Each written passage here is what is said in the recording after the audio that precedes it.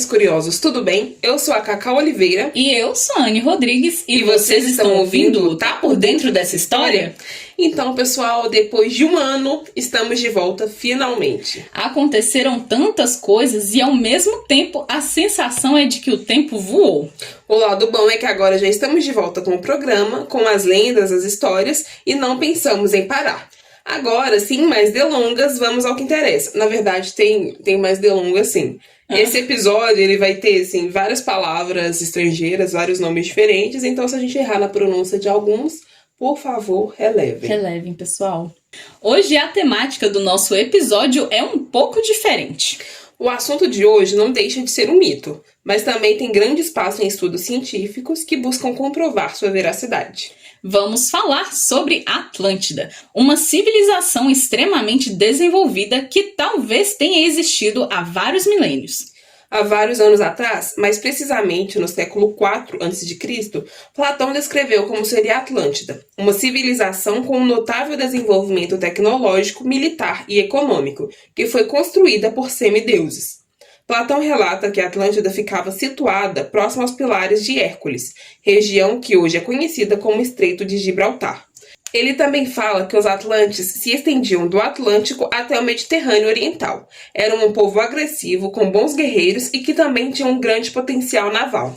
Sobre a estrutura da cidade, o filósofo afirma que era feita por 3 anéis concêntricos, formados por água e terra, e no centro havia um templo dedicado a Poseidon, onde eram sacrificados touros em homenagem ao deus dos mares. A capital de Atlântida era um porto e a cidade possuía pontes e canais incríveis que se ligavam a todos os fossos. O canal central atravessava toda a cidade e conectava o templo de Poseidon ao mar.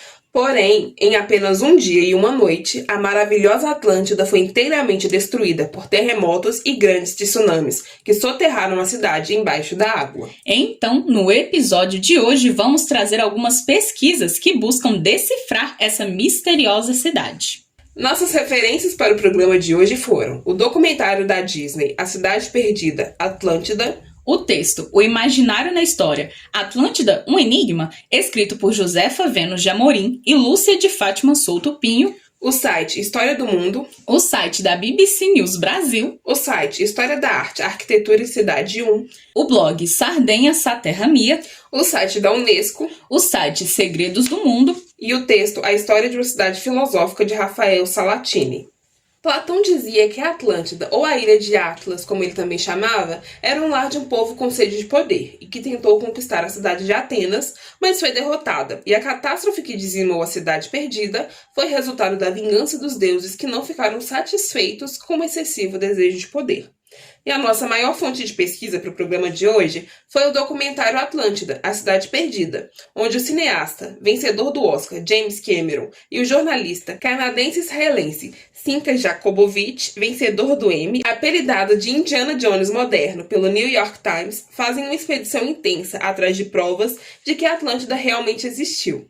E eles utilizam as informações deixadas por Platão como sua referência de pesquisa. Então, seguindo a lógica apresentada no documentário, elaboramos o episódio. E assim, gente, são muitas informações, são várias cidades citadas, vários períodos do tempo, mas a gente tentou colocar aqui de um jeito que fique o menos confuso possível. Bom, no início do doc, James faz o seguinte comentário. Eu acho que por trás desse mito, dessa parábola, tem que haver algo historicamente ocorrido. Então, durante a expedição apresentada no documentário, Simca focou muito na localização dada por Platão, de onde estaria a Atlântida. E juntando esse critério a outros fatores históricos, ele procurava por pontos que pudessem conectar essas cidades à Atlântida. O jornalista começou suas pesquisas por Santorini, uma ilha localizada no Mar Egeu e que é um dos destinos turísticos mais populares da Grécia. Mas a ilha de Santorini tem uma grande história que transformou uma única massa de terra vulcânica chamada de Strongheim há 5.000 anos, na Idade do Bronze, em um grupo circular de 5 ilhas que fazem parte das Cíclades. As ilhas são denominadas Terra, a ilha principal em forma de meia-lua, Tirásia e Aspronísio, que fecham um círculo e no meio ficam 2 ilhas de lava. E aí aqui entra uma outra cidade, Creta, que existiu na Idade do Bronze, onde viviam os minoicos, um povo que não valorizava apenas os guerreiros, mas também eram voltados para a educação, navegação e para a arte. A civilização minoica recebia esse nome por causa do rei Minos, e até hoje não se tem certeza sobre a ascendência desse povo. Alguns estudiosos argumentam que eles são provenientes do Egito, outros dizem Síria, da antiga Palestina ou da Mesopotâmia. Porém, pesquisas recentes debatem que eles se desenvolveram de povos locais, dos agricultores que viveram na Grécia e no sudoeste da Anatólia. Mas, independentemente de sua origem, o que realmente se sabe é que essa civilização era altamente avançada, e durante escavações em Creta foram encontradas as ruínas de um palácio, joias e ouro. Desconfia-se que os minoicos expandiram seu domínio até a Síria e o Egito, e Strongheil era um posto estratégico para os minoicos, graças à sua posição privilegiada na rota de comércio do cobre entre Chipre e Creta. Em determinado ponto da história, Santorini, a antiga Strongheil, foi devastada da terra por uma enorme erupção vulcânica. Nesse ponto, as informações que conseguimos divergem, mas os dados que temos são os seguintes. Segundo o documentário de Sink e James, o vulcão que se situava no centro da cidade entrou em erupção em 1550 a.C. Uma montanha que havia na cidade e tinha aproximadamente 1.600 metros de altura foi praticamente eliminada da Terra. O céu ficou escuro durante dias. Uma vasta área da Terra passou por um inverno que durou 2 anos. A erupção e os terremotos derivados dele criaram um tsunami imenso com mais de 200 metros, que devastou a costa de Creta, Egito e Turquia. O calor era tão intenso que as cinzas que chegaram à costa de Creta queimaram os moradores, e alguns escritos egípcios falam sobre um grande choque que atingiu casas e uma parte das pirâmides. Foi tipo um mini apocalipse, né? Já em outros sites, algumas coisas divergem um pouco. A erupção teria acontecido entre 1627 e 1600 anos antes de Cristo, e o tsunami que atingiu as margens de Creta tinha 9 metros. Segundo estudiosos apontam, ao contrário da destruição da cidade romana Pompeia, onde foram encontrados os habitantes mortos, na catástrofe de Santorini não foram encontrados corpos. Então, a teoria é de que provavelmente os minoicos foram avisados antecipadamente sobre a erupção. Entretanto, isso não impediu que essa catástrofe natural tenha sido o começo do fim para a civilização minoica. Junto com o autor Charles Pellegrino, Cinca encontrou no sítio arqueológico da cidade de Santorini, chamado de Akrotiri, casas com resistência a terremotos, sistema de encanamentos avançados e a disposição e construção das casas demonstrava que ali vivia uma sociedade igualitária, o que mostra o quão evoluída era a civilização minoica. Todas as evidências dessa primeira cidade levaram os autores da expedição a se questionar se Santorini poderia ser a cidade perdida de Atlântida. Porém, fazendo uma comparação com os relatos de Platão, alguns aspectos relevantes da cidade são diferentes entre si. Santorini ficava no Oriente, e o povo minoico era pacífico. Já Atlântida ficava no Ocidente, e os atlantes eram agressivos. Além disso, Platão diz que a Atlântida foi devastada por terremotos e tsunamis, enquanto Santorini foi destruída por uma enorme erupção. Seguindo em frente com a expedição, a próxima parada de Cinca foi na ilha de Malta, que fica situada entre a Sicília e o norte da África. A população maltesa costuma acreditar que Malta representa hoje o que um dia foi a Atlântida. Isso porque a ilha já foi bem maior tempos atrás, e uma área ao redor dela tem profundidade de apenas 9 metros, indicando que pode ter sido um espaço submerso anteriormente. Além disso, vários sulcos de carrinho, que são aquelas marcas que ficam no chão por onde passam carroças e etc., foram deixadas pelo homem e estão espalhados por toda a região da ilha, e sugerem que há mais ou menos 6.000 anos eles eram usados para ajudar em algum tipo de construção. Na ilha, Cinca também encontrou nas escavações alguns símbolos em túmulos que datavam de 1.600 anos. Esses símbolos são parecidos com a menorá, que aparece na Bíblia, que são aqueles candelabros de 7 braços usados em templos de Jerusalém. Guardem essa informação porque daqui a pouco ela vai fazer sentido. Cinca também teve acesso ao Gantija, um templo do período megalítico, datado de 2.600 anos antes de Cristo e que é uma das esculturas mais antigas do mundo. O Gantija é um templo construído em formas arredondadas, rodeadas por um muro que sugere que a construção costumava ser uma espécie de fortaleza ou santuário. Talvez fosse o templo dedicado a Poseidon que Platão fala em seus textos. Porém, a civilização que vivia ali também era pacífica. O próximo passo foi buscar pelos pilares de Hércules, que Platão disse ser próximo de Atlântida. Atualmente, essa região se chama Estreito de Gibraltar, e lá, Cinca se encontrou com o professor Richard Fromde, para que pudessem buscar alguma prova de que a Atlântida realmente esteve lá. Entretanto, nada foi encontrado, apenas um naufrágio de um navio moderno. Já na Sardenha, uma ilha italiana que fica no mar Mediterrâneo, as ruínas Nuraghe, que eram torres de pedra construídas de maneira que se pareciam com cones e possivelmente representavam algum tipo de templo ou fortalezas, indicam que ali poderia ser a localização da cidade perdida. Esse tipo de arquitetura, como já vimos em Malta e em Santorini, é uma característica em que a cidade se assemelha à Atlântida. O Sul-Nuraxe, que é um sítio arqueológico da Sardenha, apresenta uma nuraghe formada por um complexo de 5 torres e do lado interno foram encontradas estátuas de guerreiros, o que significa que os nurágicos que habitavam a região e foram responsáveis pela construção dos nuraghe provavelmente eram um povo que valorizavam o poder militar, assim como os atlantes. Eu acho engraçado que a bússola vamos achar um povo antigo e agressivo.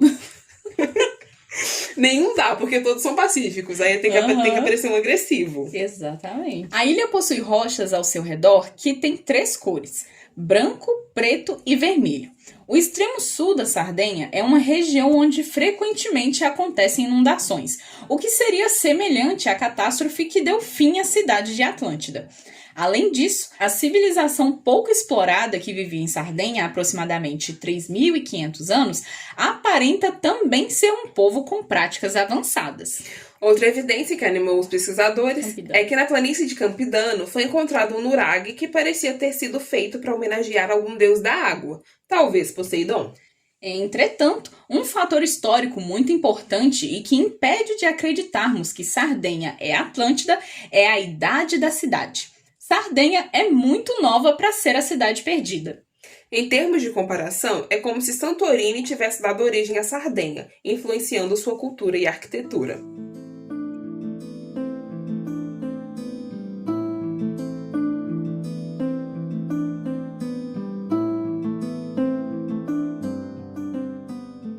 Bom, já passamos aqui pela Grécia, pela Itália e agora vamos para o sul da Espanha.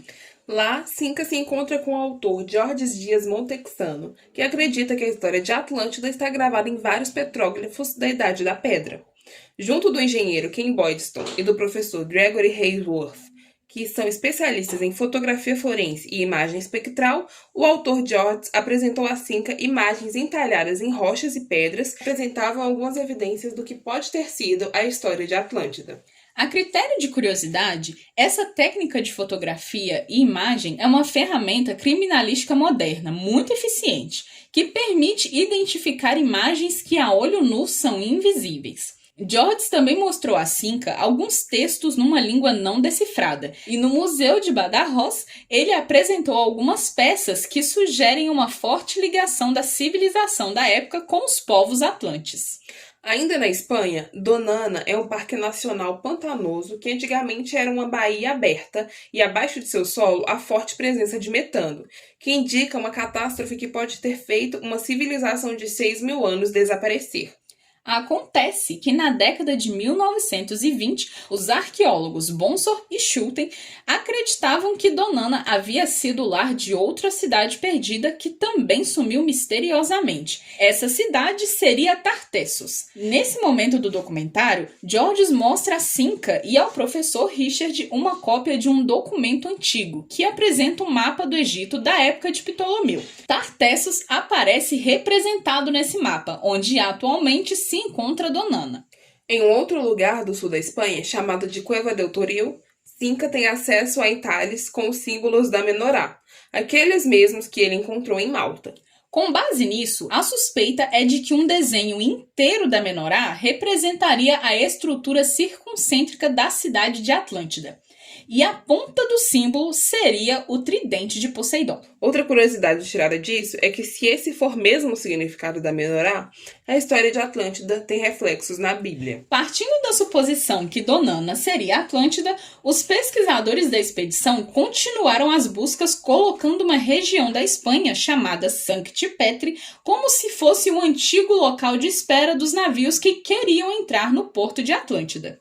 Isso porque, se Donana realmente estiver submersa sobre o que um dia foi a cidade perdida, o acesso às evidências é impossível. Então precisaram buscar alternativas que coincidissem historicamente com as provas que buscavam. Durante o mergulho nessa área, foram encontradas âncoras antigas de pedra, que, segundo o arqueólogo marítimo Ralph Pedersen, seria da Idade do Bronze. No total, eles encontraram 6 âncoras, com formatos que variam entre quadrado, circular, oval e até triangular.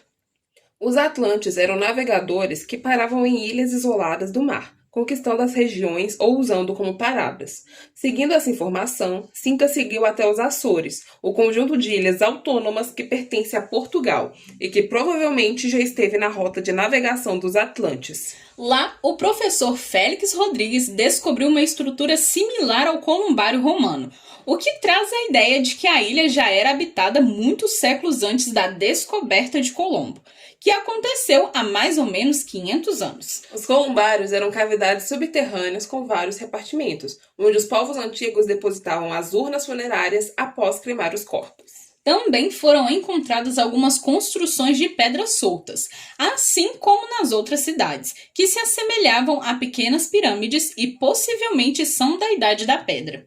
Estruturas antigas de 6.000 anos, que parecem ser santuários, também foram descobertas em 2014 nos Açores. E uma coisa incrível é que numa cerca de pedra, o professor Félix mostrou a Cinca uma âncora parecida com aquelas que foram encontradas próximas a Donana. Porém, essa tinha o dobro do tamanho, e sulcos de carrinho, como aqueles vistos em Malta, também foram feitos há milhares de anos atrás na ilha. Bom, com todas as descobertas que nós tentamos resumir aqui para vocês, Cinca concluiu que há vários milênios, até mesmo antes das pirâmides do Egito, existiu uma civilização da Idade da Pedra e da Idade do Bronze, que comportava um império muito antigo e esquecido. O centro desse império parece ter sido no sul da Espanha, perto do Estreito de Gibraltar, onde Platão coloca Atlântida. Todas as civilizações antigas que vimos aqui possivelmente fizeram parte desse império ou surgiram posteriormente por influência dele, como é o caso de Sardenha. E elas têm em comum a cultura, a arquitetura e a grande capacidade de navegação que a Atlântida apresentava. Esse império desapareceu devido a uma grande catástrofe natural, ligada à erupção que devastou Santorini. Para além dessas informações que já trouxemos aqui, existem outras teorias acerca de Atlântida. E uma delas é que os atlantes viveram há 4.500.000 anos antes de Cristo, junto com uma outra civilização poderosa que se chamava Lemúria. Tá, mas de onde veio isso? Tudo começou quando, em 1864, o zoólogo Philip Sclater publicou um artigo classificando uma nova espécie de animais, os lêmures. Ele ficou curioso com o fato de que fósseis desses animais foram encontrados em Madagascar e na Índia, mas não na África ou no Oriente Médio. O que o levou a crer que tanto a Índia quanto Madagascar haviam feito parte de um continente maior e mais antigo. Então, a partir disso, Lemúria começou a ser alvo de pesquisas de outros estudiosos. Lemúria teria sido o primeiro continente do Pacífico, e seu povo foi denominado como Lemurianos. Em outros textos, encontramos a referência como povos lemúrios também. Alguns estudiosos descrevem os lemurianos como seres com aparência humana e muito bonitos e atraentes, como se fossem deuses. Aqui a coisa já ficou um pouco mais fantasiosa, né? Uma pegada meio élfica e afins. Exato. Bom, outros estudiosos falam que eles realmente se pareciam com humanos, porém eram muito grandes, hermafroditas e tinham 4 braços por serem os ancestrais dos lêmures. Mas aí eu te pergunto, por que 4 braços? Como que 4 braços tem a ver com lêmure? O lêmure só tem 2 braços. As pernas com os braços. Só se for. No que diz respeito à relação com os Atlantes, ambas as culturas, tanto de Atlântida quanto de Lemúria, eram extremamente evoluídas, só que eles divergiam em alguns pensamentos. Enquanto os lemurianos acreditavam que culturas menores e menos desenvolvidas deveriam manter-se autônomas para seguirem seu próprio curso de evolução, os atlantes acreditavam que as civilizações menores e com menos poder deveriam ser controladas pelas mais avançadas. Essa discordância culminou em grandes guerras, e no fim, 2 grandes civilizações foram destruídas. Já em um outro texto, Atlântida teria sido colonizada pelos lemurianos, que sobreviveram a grandes desastres naturais e fugiram para Atlântida. Esses atlantes compunham uma sociedade igualitária, mas começaram a sofrer ataque de animais ferozes e precisaram desenvolver habilidade com armas, bem como aprender a própria confecção das ferramentas de proteção. Com isso vieram os demais avanços no campo econômico e naval, por exemplo. A educação começou a crescer e o conceito do materialismo também. A partir disso, a conexão forte com a natureza, a espiritualidade e os valores psíquicos foram diminuindo. Uma coisa em comum entre o continente perdido de Lemúria e Atlântida é o vasto conhecimento científico e espiritual. Alguns dizem que os atlantes usavam os cristais para diversas finalidades, incluindo como potencializadores energéticos. Aliás, crenças modernas acreditam que é possível se conectar ao período lemuriano usando alguns cristais.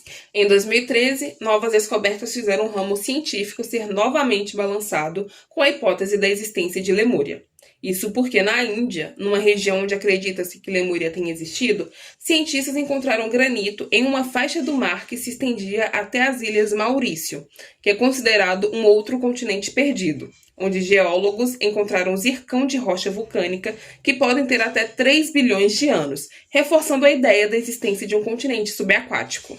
Algumas hipóteses sugerem ainda que os atlantes fundaram algumas civilizações, como a egípcia, a grega e a mesopotâmica. Atlântida seria o elo em comum entre todas as civilizações, e é um império que até hoje permanece sendo um dos mais fascinantes e enigmáticos mistérios do mundo. Mas e aí? Vocês acham que a Atlântida é um mito, apenas uma parábola usada por Platão, ou realmente ela existiu em algum momento da história? Posso dar minha humilde opinião? Pode, com certeza. Eu concordo muito com essa última hipótese, de que ela foi um império gigantesco que existiu e inspirou outras grandes civilizações. E também a forma como a gente viu aqui, que os atlantes, eles chegavam em outras cidades e tomavam, influenciavam as culturas, me lembra muito uma pegada meio viking, sabe? De entrar em territórios, conquistando. Então, se existiu, eu acho que provavelmente foi isso. E até aquela questão de dominar civilizações menores e menos desenvolvidas, sabe? Eu acho que essa última hipótese foi, assim, pra mim, pessoalmente, foi a que mais eu gostei. Além disso, com todo esse tema de catástrofe natural e com os muitos desastres que têm acontecido por causa da crise climática, principalmente, toda essa história é um bom assunto de reflexão. Até porque, se um dia esse império maravilhoso existiu, foi devido a eventos naturais que ele foi devastado. Mas enfim, compartilhem com a gente suas opiniões sobre a famosa Ilha Perdida, Continente Perdido ou Cidade Perdida. Acompanhem nossas publicações no Instagram e fiquem por dentro de tudo que a gente postar. Acessem nossos perfis aqui na descrição e fiquem atentos ao próximo programa. Um abraço enorme e até o próximo episódio!